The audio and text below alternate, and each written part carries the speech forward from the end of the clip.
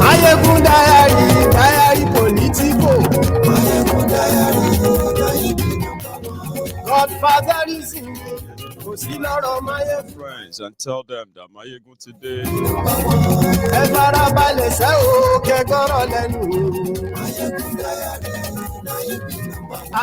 Maiyegun làwámọ̀ tójódodo. Maiyegun diary.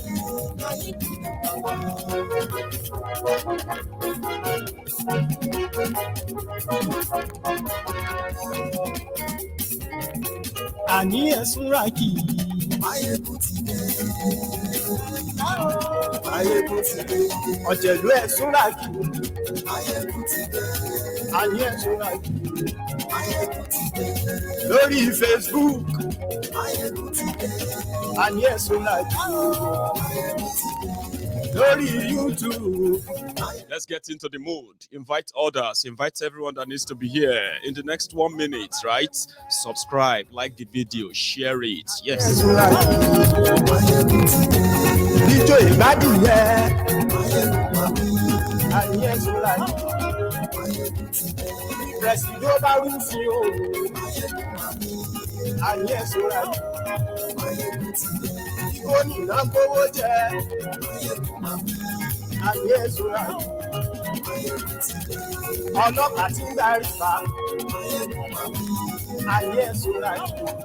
don't want you to join me and watch this broadcast with that, that moody kind of feelings. Oh, Maiyegun, how are you feeling now? I am fine, and I will be fine. Especially if I can do this choppily, and get us through it tonight. So welcome to the Temple of Truth again, for the brethren that are able to catch up with us live, and to all of you who are going to see this broadcast, this video after. So top of the moment to you. However, if you have taken your time to read the caption of the broadcast, it's kind of makes it easier for you to know what is this all about, or what is it going to be all about. Get what I mean now? So the current trending news in the political space in Nigeria is the the declaration of Peter Obi, the former governor of Anambra State, declaring for presidency in 2023, and it's kind of going to be of a mixed feelings. Many people have been saying that if they want to prove that their Nigeria is indeed a country with the level of division that APC, Egbekegbe, Boko Haram gang, they have brought upon that country, you can start your healing from somewhere, and there's no other place to start from the eastern Nigeria. How do you want them to feel, to belong, or to feel like they are part of Nigeria, and they are not just a guest in the old decision-making table and all that? There's been so many conversations around that. In fact, the marginalization, the exclusion, and then the profiling, including the the gaslighting of the Igbos, is one of the reasons why they said they are done. They don't want presidency. They want a referendum, right?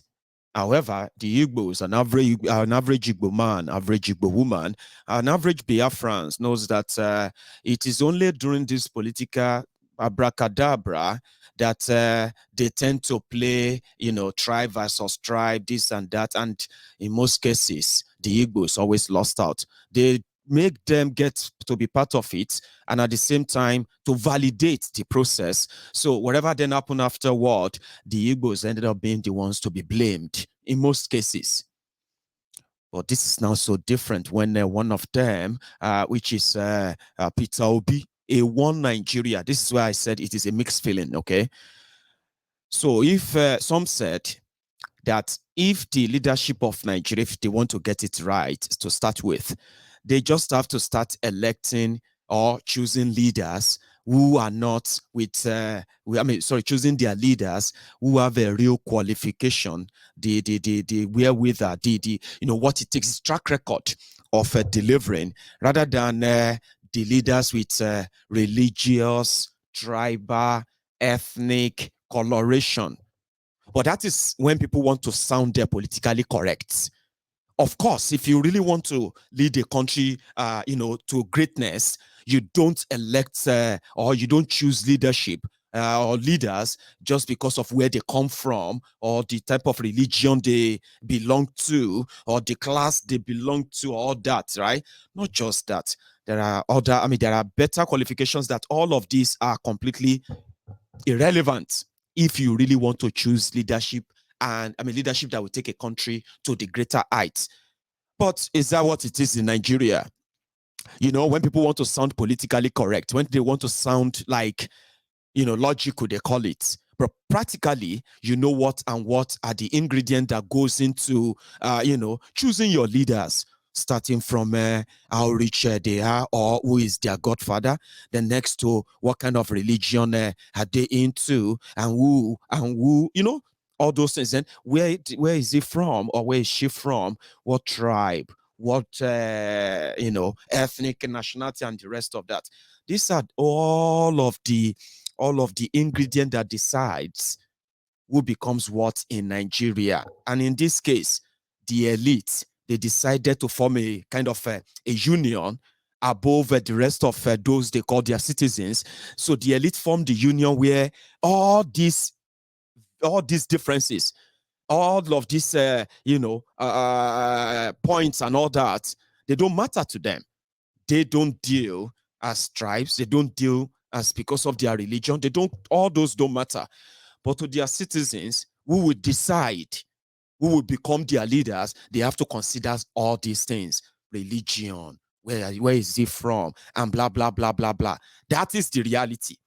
Do you understand that now? And that is what Nigeria is. So all these ingredients, having them at the back of your mind, then you can then understand the position of an average Biafran when he knows that, yes, everything can look so sparkling, so by the end of the day, they drag them into the whole thing. They sacrifice them in the whole thing. I'm a Yoruba man, and somehow, no matter how terrible these criminals who, the elite from all over Nigeria, which my own tribe, people from my own region, are part and parcel of those who are actually wrecking this havoc, right? So for those who are from my own tribe, they always kind of get a bit of a fairer deal in the whole thing. But the point here is this, right? The Igbos knows that they are not trusted. And this is like an unwritten code that is in the heart of so many people, like the ingredient I mentioned earlier, like things that make people decide, okay, no, we can't vote for an Igbo man. So they have realized this. Many of them have realized this trick. And that's why they are like, no, we are not interested. Don't. At first, they were told they needed to play. Let's start from here. I think this is where it's going to make sense. Peter Obi has declared that he wants to be president, and it is mixed feelings. One with, can we just maybe give it a shot for the last time for those who are still in between whether to go for Biafra or not to go for Biafra? I told you that there are people who were saying that the only thing that will make them believe in Nigeria or stay in Nigeria is when the entire Nigeria agree that an Igbo man can be president of Nigeria. 80% of the Biafrans reject this position. But there are people who believe that, yeah? So now throwing Peter Obi into it this time around, before now, yeah, they said after the war, after the genocide, they said they must never allow any Igbo Nigerian access power with absoluteness like any other region. And this is like unwritten. And just like that, military, police, politics, political system, everything, right? They managed to get them so close in order to make it look like, yeah, at least you are part of it now. Maybe you became Senate president. At least, didn't you become minister? Didn't you do this and that, right? However, the plan was never let them get closer to power, because the power they had in 1967 was because they were in charge of their own affairs. Remember, that was the beginning of Nigeria. Everybody was in charge of their own affair. Even after the military coup of 1966, January, yeah, that eventually made Ojukwu the governor of Eastern region, right? Authority, including the police or the military and all of that in that part, were pretty much like under the control of the people of that region from 1960, even before 1960. So to them, that was like how close, how powerful, and how much like, how much room that gave the Biafrans to push for Biafra back then. So if you now make a Biafran the president, this is like something they are so scared of. This is not me. And I told you, it's pretty much unwritten. And when you ask yourself, every time they are discussing about who can be the president of Nigeria, who cannot be president of Nigeria, blah, blah, blah, blah, blah, you will see that their reactions to an Igbo president is always a different conversation entirely. Because somehow, the fear is there. If an Igbo man become president, he's going to release more economic power to the Igbo people, right?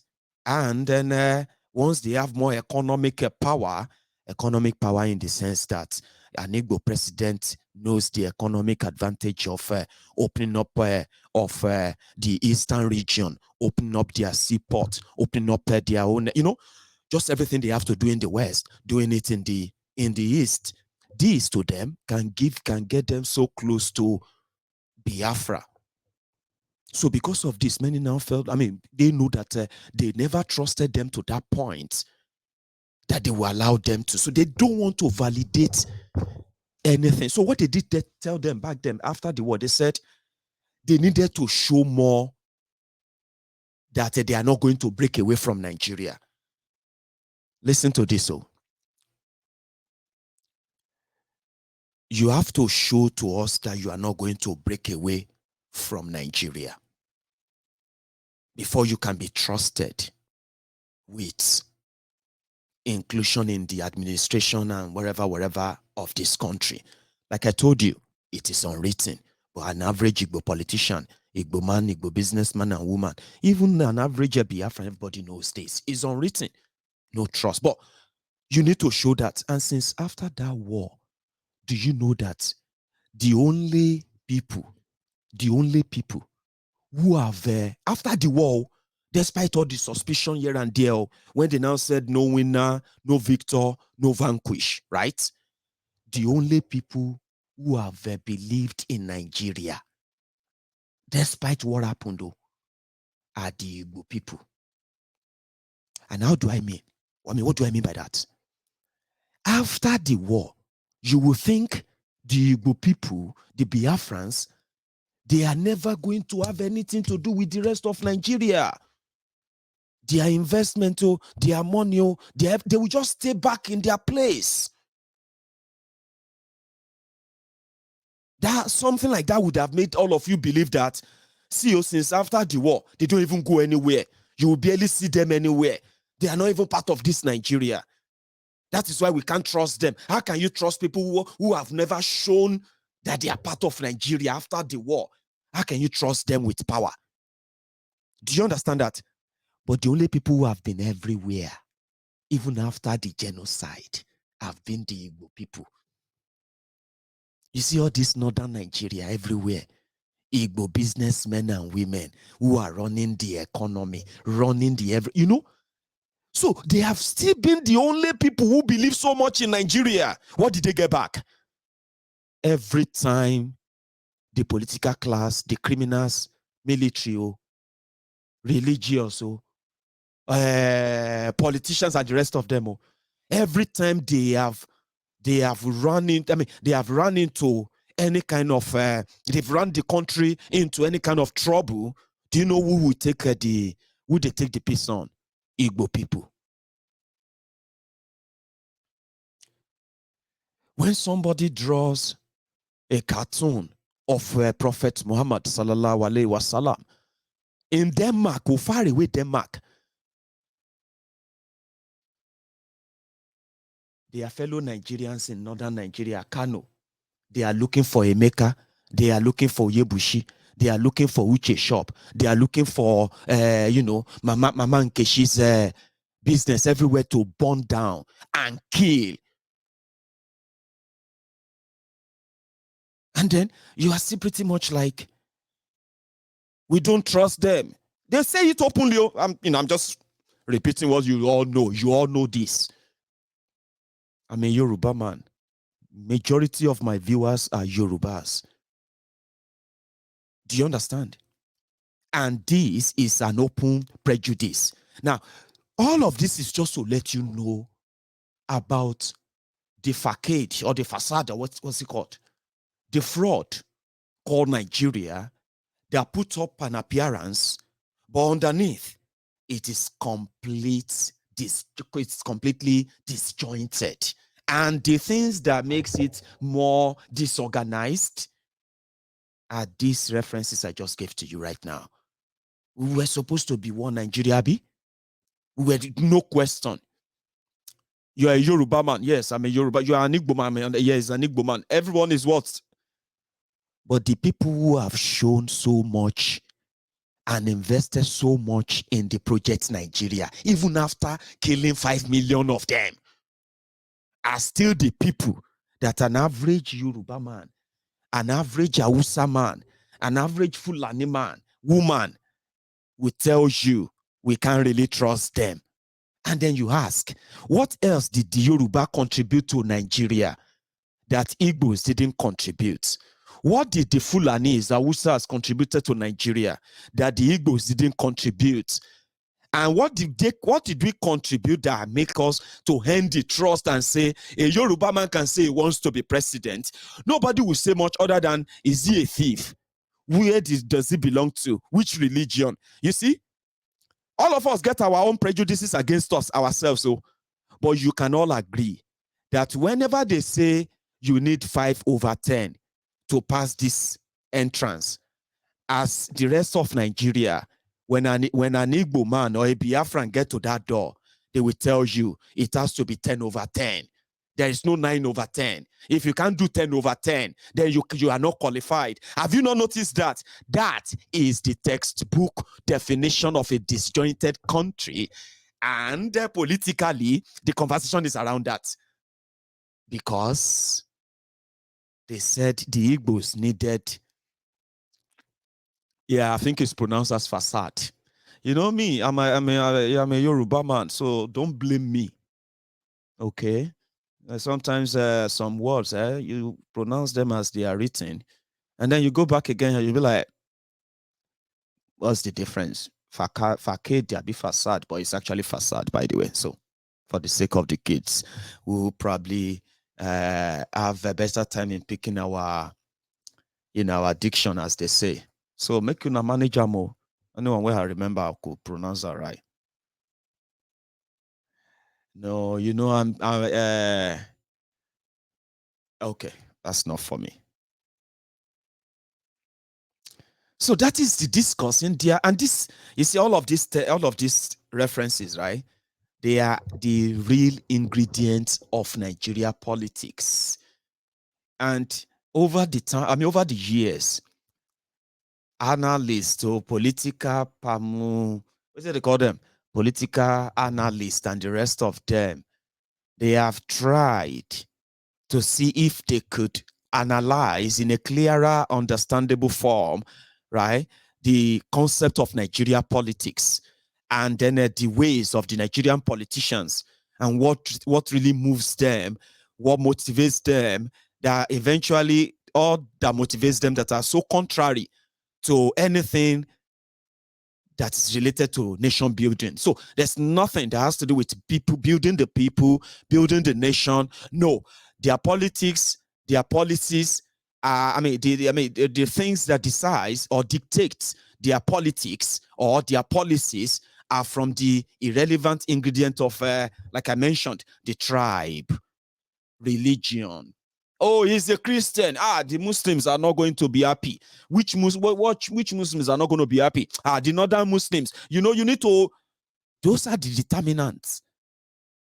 But the people who control this demography of who decide what and what, they are the elite who have weaponized all this, all these irrelevant, references, so to say. So they said maybe if they became vice president, and as they become vice president, so they can succeed the president and be president, that's a lie. The concept of them politicians now coming to say they want to integrate the Igbos into Nigeria politics so that Nigerian can accept them is what I call, is what I call, an abusive relationship that is taken too far. Do you understand that now? So, mixed feelings. Peter Obi for president.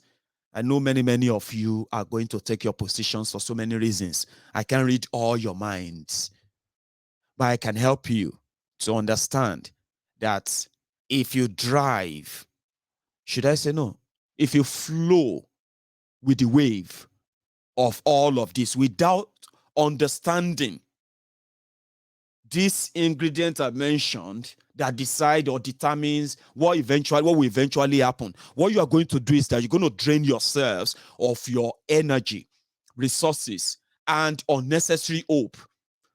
I said if to say Nigeria is a working place, if Nigeria want to start healing, right, Nigeria will look towards east. And when I say Nigeria, I'm talking about these criminals who have mismanaged Nigeria enough that they have exposed the obvious division that they have been pretending, or let me say managing for years. This division, which has contributed to our underdevelopment as a people. And we are like trapped in it. So some of these past politicians before APC, they managed it. You know what I mean? Where people who are fed up are still believing that something could be done, something could happen. But then what happened? APC happened. And the APC then exposed all of the broken walls that, you know what? We are never together. We are never one. It's so obvious. So if you want to start your healing, where should you start from? You start from the east, where Buhari is deliberately bleeding them there. Then that take us to the PDP, where Peter Obi has a record. Because, like I said, if Nigeria was to be a place, maybe if we are not going to even look at Peter Obi, which we shouldn't in this regard, in fairness, when you dip your hand into the pool, the cesspool of the dredge of our land, and you begin to pick them one after the other, and you begin to check the debt on them, Peter Obi is not a saint. That is where people now said, but he is pretty much far much better than his own contemporaries, other rogues who wants to also be the president of Nigeria. Talking about track record and putting them side by side as recent as possible, not an imaginary and make-up ones. Peter Obi will still stand a chance. Now, let's take that Peter Obi is an Igbo man. Take it off it. Don't forget, I am only trying to take you on a ride of what many people will feel like if to say a system, Nigeria is a real place, and with what they have done so far, and they want to start their healing, right? And they look to the east, there is somebody there, and he is Peter Obi. He is not a saint, but from his own public record, which we all always use, public record of all these rogues. Or how do you think we started calling them rogues, criminals? It's because of their public records, okay? And that is why none of them could stand up and sue anyone, right, for calling them thieves, for calling them criminals, because there are evidences, there are facts, there are documents to back all this up, and that is why they don't care. But in this regard, when you now put them side by side, their public record, Peter Obi still managed to stand there out of them all. And this is it. He was a former governor of Anambra State. He is a banker. According to his record, he's an investment banker, a businessman, which all other businesses he's associated with are currently, well, they are businesses that runs in Nigeria, outside Nigeria. Many of them, they say, a Google will actually do you a great deal of help to know how much of Peter Obi's businesses and all that, including Peter Obi's tax safe haven, where he's keeping his money in order to avoid paying tax in Nigeria. All of these are the moral one. But when you talk about the public record, he was a governor for 8 years. And public record showed that he was the only governor who left a seat of power of Anambra State after 8 years, and he left over $450 million in a bank account for the state, which is Anambra State money. He is also the same guy that they said left over 70 billion naira in the same Anambra State cover. But 8 years after he left power, another person who took over from him, Willie Obiano. Willie Obiano is the immediate governor of Anambra State. Willie, they said Willie stole over 70 billion naira. One, they said Willie ran Anambra State aground, and they are now in the debt of over 300 billion naira. And they said when Willie was leaving, Willie left 300 million naira. So you can compare public record indeed. So this is where the Peter Obi is now in the picture. But there is PDP shark water that are actually going to stop him. Do you understand that now? And that is why I'm saying, yes, some people felt like if you are given a list of rogues, thieves, murderers, people who have done horrible things, Obi himself has been accused of doing horrible things, so including the killings of young people during his time as governor of Anambra State, the Okusu SARS. For those who have the victims of Okusu SARS, those who have their young ones mutilated, killed, right? They too will tell you about Peter Obi. Now, that's why I said it's not a saint. It's one of them. And he's also pro-Nigeria, one Nigerian. So I am not in doubt that if they push him and eventually becomes let's even imagine it for a minute, right? That he's now the president of Nigeria, he is never going to allow you to have Biafra. You know that he is going to even be more brutal, because if you pay attention to the process that is eventually going to produce who is going to be your president or who is not going to be your president, then you realize that by and large, plus or minus, let me say win or lose, as they say, you'll be losing at the end of the day. But I'll get to that part. So, but Peter Obi has that kind of, a little bit of an edge when it comes to management of public fund. He's not really been accused of stealing or looting anything. He's never been accused of living a flamboyant, wasteful life. There are so many other allegations, like others against him. But yeah, he's there, and he's kind of younger than the rest of the Kolus that are putting themselves together. I'm sorry, presenting themselves to you, which are eventually going to be your two options eventually. I know. But Peter Obi has declared. And when he did it today, he did it by going to the, in his own modest way. He attended Atifku's declaration yesterday in Abuja, I think. And then after that, he decided to call all the OBs, all the traditional rulers in Igbo land, or maybe in Anambra, maybe not all in Igbo land, in Anambra. And he decided to tell them that, you know what? I am going to be running for president. Listen to him. Thank you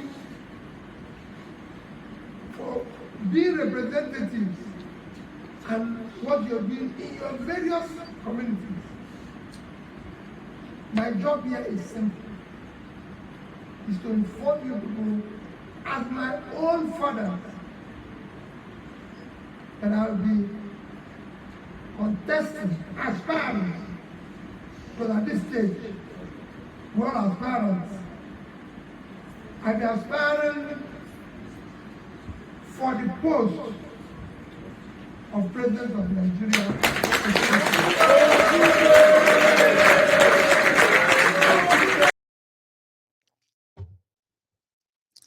So he decided to go and consult with his, fathers and all of that. That's the drill. So that is when everybody now said, okay, it's declared. So he's going to be facing Atifku. And you remember Atifku himself was yesterday, he was also basking in his own euphoria of, I'm coming to help you. You all asked me to come and help you. So I'm coming to help you. And I'm going to take care, not just myself, including all of you, the Biafrans, and bringing unity, one Nigeria. Ladies and gentlemen, brothers and sisters, East, West, North, and South, the moment that we have all been waiting for, the ultimate declaration of all time, by the presidential aspirant, His Excellency Atiku Abubakar, MA, GCON, Waziri Adamawa. Please, a round of applause. I have listened to your brave voices. I admire you greatly for choosing hope over despair. In the face of the worst division in the history of this country, you believe this country can still unite. In the face of economic hardship, you believe prosperity is coming. In the face of the worst insecurity, you believe peace is possible. I also share in your own optimism. You and I know that Nigeria is in dire need of visionary leadership. Our fundamental principles and purpose as a nation have never been challenged as it is today. Since the Civil War, the unity of Nigeria has never been threatened as it is today. Nigerians are losing hope in the oneness of this country. My fellow Nigerians, I am the unifier.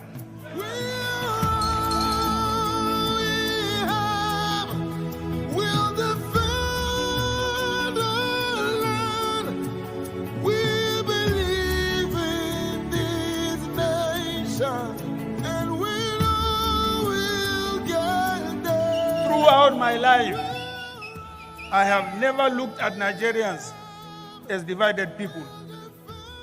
In my eyes, all Nigerians are the same.